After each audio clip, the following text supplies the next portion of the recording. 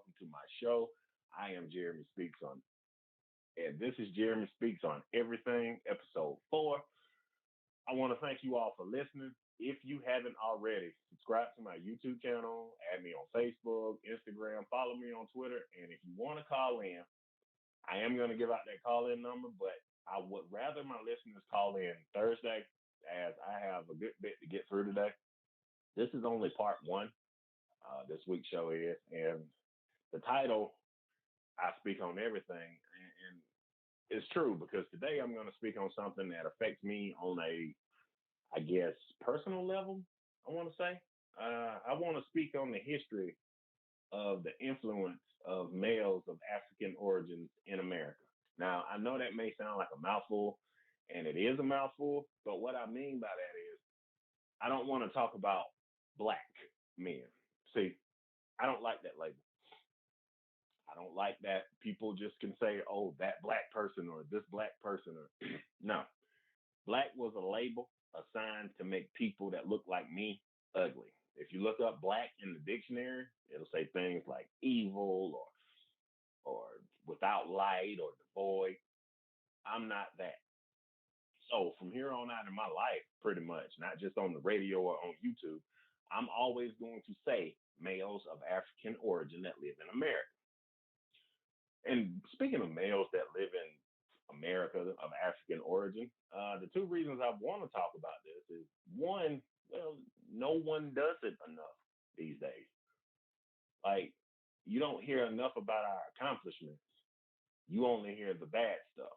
Like, I remember hearing a couple of weeks ago the college professor, or not the college professor, but the guy that stood up at Morehouse and forgave the student debt of the graduating class. Why wasn't that on mainstream news? But then I can turn on the TV in my area and I can hear about 4 unsolved homicides in my town. Again, I ask you, why is the bad news always the only thing we ever hear? Unless we're scoring touchdowns or winning a national championship or, Kawhi Leonard's probably pretty famous in Toronto right now. But I feel like that, we've impacted society. Hell, for a couple of centuries in this country, we helped build society, but we've influenced society from clothes, music, education, finance, military. We've influenced history. Yet, and I'm not going to say in all cases, but in some cases, we fail to get recognition for these things. And nobody's going to talk about it, so I'm going to talk about it. And I do have another reason why I'm talking about it, because I want to. It's pretty interesting. Like, in researching for this radio show, I found things out about people of African origins in this country, not even in this country, but like, I'll give you, for instance, the Haitian Revolution. I'm not taught about the Haitian Revolution. My kids aren't taught about the Haitian Revolution. I wasn't taught about it. I didn't know what it was. I had no idea what happened or when the Haitian Revolution occurred or anything like that. But I did dig into it a little bit, and it happened it happened from 1791 to 1804. And I had no clue that this happened because we're not taught this. And what I found out that it was a successful anti-slavery and anti-colonial insurrection that overthrew French people.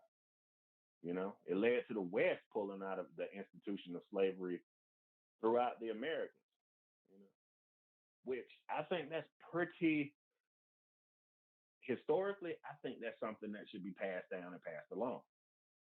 Nobody teaches us these things. Thank God for technology. Oh, excuse me. Don't want to offend any of my religious listeners at the moment, but thank life, thank heavens, thank whatever you pray to or believe in, that I was able to find this out. Because I feel like if more of this stuff was told, then, and this is just my personal opinion and my personal feelings on the subject, but I feel like if more of these young males of African origins would know that their bloodlines are descended from kings or it's descended from African men who walked the earth as leaders and kings and pharaohs, I feel like a lot of the violence that goes on it wouldn't go on because we know that when we saw each other, kings talked to people. Kings don't fight. Kings were smart enough to get other people to fight. But we, as males of African origin, we don't even speak to each other. Regularly, we don't speak to each other, for one reason or another. And in my particular instance, in my town, there have been a couple of homicides that go unsolved, and it's senseless because these men are young. I can only think that if I was that young and my life ended, I can only imagine what I would have missed out on. When that problem, in my opinion, these are my opinions, the opinions expressed in this radio show are mine and mine only. In my opinion, it would do us better if we just talk to each other. That young man or a couple of the young men, could have just talked to each other. We don't have to be jealous of each other. We can just speak. Hey, how you doing? I'm all right. Kings should talk to people. When I see my fellow African males, I want to speak. And some of them, the ones I don't speak to or people I don't speak to, it's not because, oh, I just don't want to do it. No, I don't speak to certain people because we don't mesh well together. That's a very politically correct way of saying it. We won't mesh well. Like I can tell like by how they act, or I know how I'll react. And it's just best to just, but ain't nothing wrong with speaking. You can just speak, Anyway, we I won't say we, I deem positive males depicted in my history. Because the only thing history tells me I'm supposed to do is play basketball or play football because I'm big and I'm black and I'm tall and this is what I'm supposed to do. This is the mindset of so many people when they see me because it's just automatically the first thing out their mouth is, "Oh, did you play sports?" I'm like, why? Why is that the first thing that comes to mind when you see me? Okay, why can't you say, "Oh, did you go to college for engineering?" That's something I've never been asked. Most of the time when people ask me if I played sports, I say no. Well, yeah, I did play sports. I was on the golf team or I was on the swim team. Swim team is my favorite because a lot of the people that ask me don't expect that answer.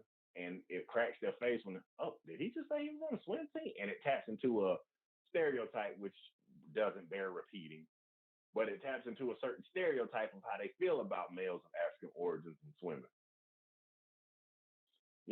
I was doing some more research and outside of the Haitian Revolution, I found this thing called Black Wall Street. And it's ironic that the name of this place is Greenwood, Oklahoma. It was Black Wall Street, 1906 to 1921. And what happened was this was one of the most successful Black economies in American history. Why am I not taught this? Why are my kids not taught this? Like I asked my daughter, who did they teach you about in school? Harriet Tubman and Martin Luther King. I'd rather my child go to school and learn about this guy. His name is O.W. Gurley. He was a wealthy African American from Arkansas. He moved to Tulsa and purchased over 40 acres of land and sold it to other African Americans. That was in 1906. This man was doing it up in 1906 for his people. There was an oil boom in the 1910s. It was around, the area where the oil boom took place. It was northeast Oklahoma. It flourished. It flourished. But for some reason, and from what Wikipedia told me, a lot of people who weren't of African origins, they were of the Caucasian persuasion, didn't like the fact that these people in Tulsa, Black people, were doing better than them. Right? Like you don't hear that nowadays. You don't hear that, oh, these people doing this and doing that. It's like it resulted in a race riot in 1921. It was 2 days where hundreds of Black residents were massacred by a white mob. They admitted over 800 people to the hospital. 10,000 people were homeless. 35 city blocks were destroyed, along with 1,200 plus residents. And over 100 successful businesses were lost. What does that say to anybody coming after these people? This was a 15-year period where a black economy was booming. No outside help. People were successful on their own. They didn't need to go here. They could go to their own people and buy the things they needed. Which, hey, there's nothing wrong with the capitalism system. There's nothing, in my opinion, these are my opinions. There's nothing wrong with capitalism. You get it by climbing your way up the ladder and getting it from other people. Okay, that works for some people. But in this particular ride, that wasn't the case. It was jealousy because the black people were doing better than the white people. Now, my thing is, if they could have their own communities and their own products and their own services and things like that, then why can't we do that now? I'll answer that question like this. No one was left behind to teach us the way. See, we're not taught the way. Somewhere along the lines of history, it got mixed up where we became dependent. You can look in history books. It's a place in Africa. It's like one of the oldest colleges in the world. Timbuktu, that's where it's at. One of the oldest places in the world. And through my own research, I found out about this place where the history of they keep certain histories of the world there. This guy named Atala, I was watching one of his studies and he brought it up. The history of African people and what we were doing and, but I digress. I guess I'm asking too much, with the transatlantic slave trade being what it was, it took, that took place during the 16th and 19th century, and they used the Middle Passage, and they sold Western and Central Africans to America. They sold them to, well, it was North America. They sold them to people in the Caribbean, Bahamas, all of these places where you see dark skin, big noses, and curly, kinky hair. This is where we were taken. It was over 12 million traded over 400 years, even though the estimates probably are high. Now, there were 173 city-states / kingdoms in Africa between 1502 and 1853. 173 city-states. And out of these city-states, over 45 distinct ethnic groups were taken. Think about that. What if someone invaded America and just took distinct ethnic groups and just robbed the land of people, history, culture, things like that? What if that happened today? See, I'm in the pursuit of figuring out just what part of Africa I came from, because obviously someone with my DNA in their body was either taken or came willingly and jumped on a boat, got over here, and but I would like to know that part of my history because I think the reason why you don't teach somebody about that part of their history is because you don't want them to become self-sustaining. You want them to become dependent. You want them to stay dependent because then you have somebody to blame your problems on. In my opinion, I read a article online about Nat Turner. I was curious about who Nat Turner was. Of course, he was a slave, but he led a rebellion to try to free blacks. He was a Christian preacher. So, as far as that goes, okay, whatever. He said that God spoke to him and told him to lead a revolt to kill his oppressors. He killed 55 white supremacists through his preacher network that he built. His rebellion was built on this network for freedom. And, and they hung him, sentenced him to death for wanting to be free or self-sustaining. Is that fair? When you kill any uprising or any thought of hope when you chop the head off the snake, so to speak. When you take the leader out, it kind of goes, and they tried to bury him through history. And I'm pretty sure it's 1,000 Nat Turners out there that I know nothing about. I also came across this thing about the omelets, and apparently these pictures of the statue I saw were, a couple of the statues had the noses knocked off, but like the ones in Egypt that they knocked the noses off because they thought it was so offensive, it was so ugly, having a big nose and kinky hair, but that's a subject more for Thursday. Hopefully, my listeners will do their research and go find that. But as early as 1200 BC to about 400 BC, the first great Mesoamerican civilization, that was African males over here. And that's crazy to me. Like I didn't know this thing. They are believed now. I'm gonna throw out they're believed to be of African ancestry by African scholars. They're here. One of the foundations of a book by Ivan Van Sertima entitled "They Came Before Columbus." Now that is something that should be taught in schools. Somebody got here to the Americas before Christopher Columbus did. But we just wipe that on off. We don't. No. Only thing black people can do is, excuse me, not that I used it anyway.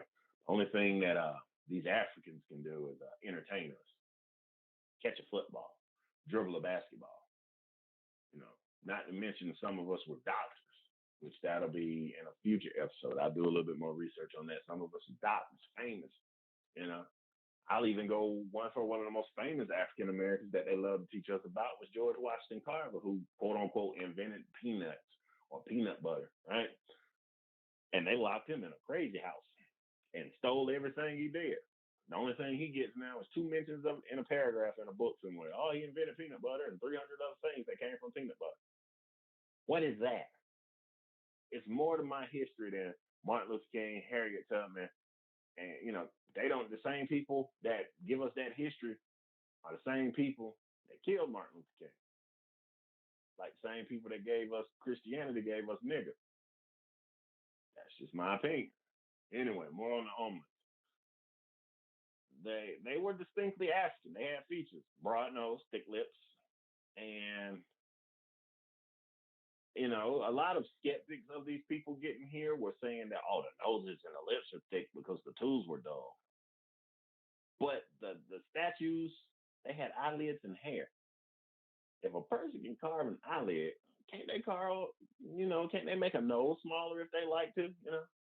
That's just my thinking anyway. We won't get credit for it, even if it was true, because we're only supposed to be one. We're taught that we're either supposed to be this or that. And speaking of sports, I would like to say that sometimes sports is a gateway to get out. See, these males of African origin and the females, but right now we're primarily talking about males. These males of African origin, you can give them something. You can give them nothing, and they can create something out of it. When slaves were fed back in slavery days, they gave them the inside of the stomach of pigs and hogs, and it's like, oh, here, take this. And what did we do? We made chitterlings out of it. Think about that for a minute. We took something that was supposed to be gross and disgusting, and we made a food out of it. And now chitterlings, or as I'm told they're called chitlins, are sold in every grocery store in my town. Think about that. They did the same thing with, and I hate to use this as a reference, but it goes to proving the point that we can take nothing and make something out of it. They gave us cocaine back in the 80s so Reagan could fund his Iran-Contra war. It was turned into crack cocaine by somebody that looks like us. Now, that was something that was given to us to destroy us. We made something out of it. It was taken, and the people responsible for it were given federal prison sentences. We're not supposed to do that. We're not supposed to succeed. We, throughout history, have taken nothing and made it into gold. You don't believe me? Rap music. When rap music first started, it was, it won't last a year. It's just trash. It's just jungle bunny music and all types of shit like that. What happened? After it's been about 40 years. Sugar Hill Gang, about 30, almost 40. It's been 40 years, give or take. And now look at the scene of rap. At one point, we had an Australian girl with an Atlanta accent. Like one of my favorite rappers, Action Bronson. It's a white cat, but he can rap. Now, it was a point in time where rap was trash, but all of a sudden it's cool now because of, I don't know why, because they see it, they take it. I don't know. They got to have it for themselves. I remember being a kid and seeing MC Hammer. MC's Hammer time. But then what happened? Someone turned right around and gave us Vanilla Ice. Now I'm not against. I don't want it to sound like this is a rant about racism or things like that, but I'm a person that likes to be blunt and call things as they are. It's blatant thievery. All I'm asking for is the credit. If you're gonna take something, at least give credit to where you got it from. That's why I can't listen to Post Malone. That's why I hate Post Malone. Post Malone did an interview with Rolling Stone where he talked about, if you want to cry or if you want to feel emotion, don't listen to rap. And that pissed me off to no end. Like, we got lots of rap songs, hip hop, rap, whatever you want to call it. We have lots of those that evoke emotion. But see, you can't feel the emotion because you're only using it to benefit yourself. You only use, let me take what I can out of it, apply it on a bigger mainstream audience. Because psychologically, it's known that people that look like each other tend to stay together. So Post Malone just took it. He had some braids, gold teeth, hats in his face, smoking Newport cigarettes, didn't wash his hair. In my opinion, this is what certain groups of people think African males are. Personification of that guy. I just wanted the guy to give credit. If things have been taken throughout our history and we've never gotten credit for it, ever. But they quick to put a ball in your hand. They love us singing and dancing. Oh, they love a black boy's strength. They just don't love black boys, and I don't understand. I don't even care if you love me. Like I don't even care. I just want credit. Like there was a whole civilization of people called the Moors from 711 AD to 1492 AD. These guys were Muslim inheritors of North Africa, the Iberian Peninsula, Sicily, and Malta. They occupied Mazzara, or Mazzara, I don't know how to pronounce that. They occupied it. It was in Sicily. They developed the fort in 1827. The intellectual achievements of these people, the Moors, in Spain, had lasting effects. Europe at the time had 2 universities. The Moors had 17.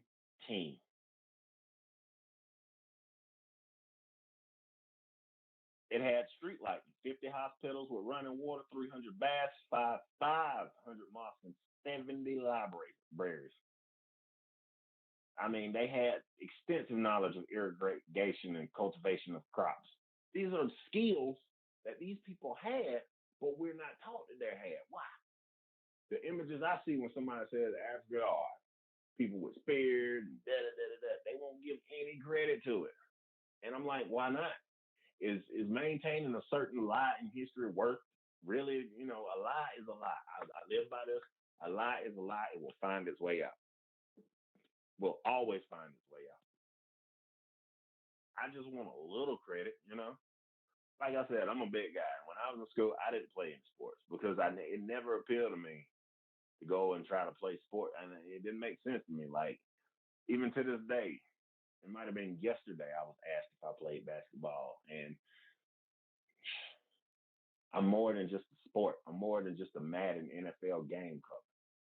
There's one point when I walked this planet as a king, built pyramids, did astrology. That was something ancient Egyptians were known for. It's astrology back then, but they don't teach us that. The paper they used to write on in Egypt, papyrus. We did that. And just to show you it's just not a history, or a long ago history, I'll go back 200 years in the United States. There was a guy named Martin Delany. He was an abolitionist, a journalist, a physician, a writer, and arguably now, I have to do a little bit more research, the first proponent of Black nationalism. I mean, I'm not taught this. He founded a newspaper. It was the first African American newspaper, The Mystery, published west of the Allegheny Mountains. Now, I'm going to have to look at a map to figure out where exactly that is, but Allegheny Mountains. He had a paper. That's something we need now. That's something we need to have now so we can speak to each other. communication, rather. I won't say a newspaper. Newspaper, you kind of read newspapers on your phone. Communication. This man was one of three first black men to enroll in Harvard Medical College. And he was the he was commissioned as a major, first African American field officer in the United States Army during the American Civil War. Why are we not told more about this guy? I had no idea who this man was until I did a little digging about him. We're taught that we didn't do anything. I got a picture on my wall that says males of African origin or people of African origins have been typecast as lazy ever since we stopped working for free. I refuse to use the word black. I hate the word black history. I hate that. Why it can't just be history? Because that's what it is. It should just be history. It shouldn't be anything attached to it. How do we get back to this point? Oh, well, I don't want to leave the women out. There's one that I did look out. I will shout out the women with this one card. Like I said, this episode is mostly for the males. Madam C.J. Walker. You hear that name a lot, but you don't really understand that this lady was an entrepreneur, philanthropist, and a political and social activist. She was the first, and I mean the first, black female self-made millionaire in North America, or America, excuse me, not North America. She was one of the world's most successful female entrepreneurs at the time, and one of the most successful African American. I hate that term too, African American. We're not African Americans. We're just Africans who happen to be in America. But that's for another day. She made her fortune by developing marketing a line of beauty products and hair for women. Come on. There's nothing new under the sun that cannot be done again. This has been done already. This has been done. These things have been done already. It was a point in time where black people actually do it together. Now, of course, they divided us. Political forces pulled us apart, divided us, got us jealous and mad with each other. I say enough. Enough of the shit. It has to stop. What I propose is we speak. I've always said that, in my opinion, that's the start. We start sharing what we know. It's not for profiteering. It's not because I want what you got. I want the information you got because I want to have better than I have. And I feel like information akin to knowledge, as we know, knowledge is power. Instead of killing each other for this and for that, let me stop this man and ask him how he got it. How did you get that? Help me. Teach me so I can get that. That's what I want. Am I asking too much? I don't think I am. I don't think I'm asking too much. But I would like to thank everyone who will listen to this. Thank you. That call-in number will be given out Thursday. I know I stated earlier in the episode that I would give it out, but I just got wrapped up in what I was doing. So Thursday, part 2 to this, episode 5, Jeremy Speaks on Everything. I will be speaking more on this for about 5 or 10 minutes, maybe a little longer. And then I will turn the phone lines over and get some caller interaction going on and see what we can do about that. I would like to say thank you for listening. Subscribe to my YouTube channel. And I hope you all have a blessed day. Thank you for listening.